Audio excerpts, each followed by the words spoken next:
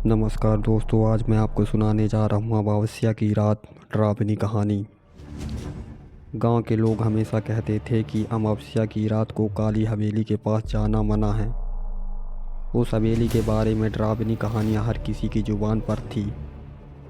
कहते थे कि वहाँ एक परिवार रहता था, लेकिन एक रात पूरी हवेली आग में जलकर राख हो गई।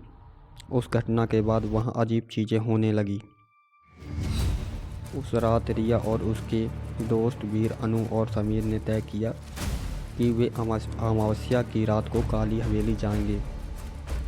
उनका मानना था कि यह केवल अफवाहें हैं और उनमें कोई सच्चाई नहीं है। सबने मिलकर टॉर्च और कैमरा लेकर रात 12 बजे हवेली की ओर कदम बढ़ाए। जैसे ही वे हवेली पहुंचे, एक अजीब सी ठंडक और सन्नाटा महसूस हुआ।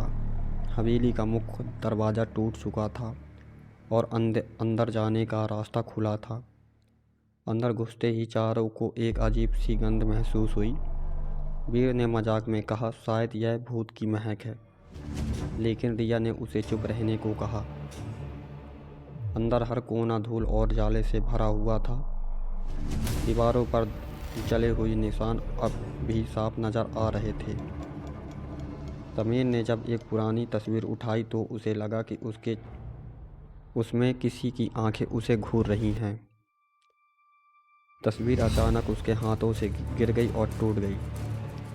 उसी पल हवेली में एक जोरदार आवाज़ गूंजी, जैसे किसी ने दरवाज़ा जोर से बंद किया हो। सभी डर के मारे एक जगह पर खड़े हो गए।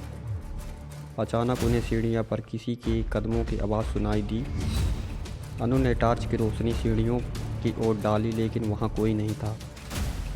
वीर ने हिम्मत दिखाते हुए ऊपर जाने की कोशिश की, लेकिन जैसे ही उसने पहला कदम रखा, एक साया तेजी से उसके पास से गुजरा।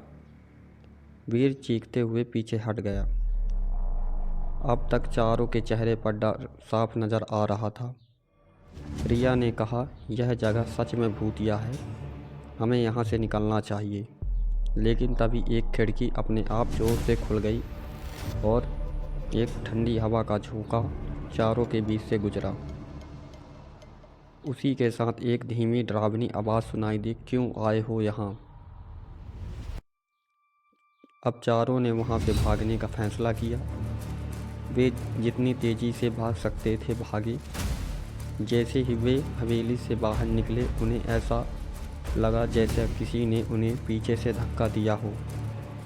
वो गिरते पड़ते गांव लौटे और घर पहुंचने के बाद एक दूसरे से नज़र मिलाने की भी हिम्मत नहीं कर पाए। अगले दिन रिया को अपने शरीर पर जलने के निशान मिले और वीर के हाथ पर एक अजीब सा निशान मिला। यह अनुभव उनके लिए ज़िंदगी भर की याद बन गया। अब वे कभी अमावस्या की रात उस काली हवेली की ओर जाने की हिम्मत नहीं करती। तो दोस्तों, आप इस कहानी से क्या सीख मिलते हैं? कहानी का अंत यही सवाल छोड़ता है कि क्या सच में वहाँ कुछ था कि यह सब उनकी कल्पना थी? कमेंट में ज़रूर बताइएगा।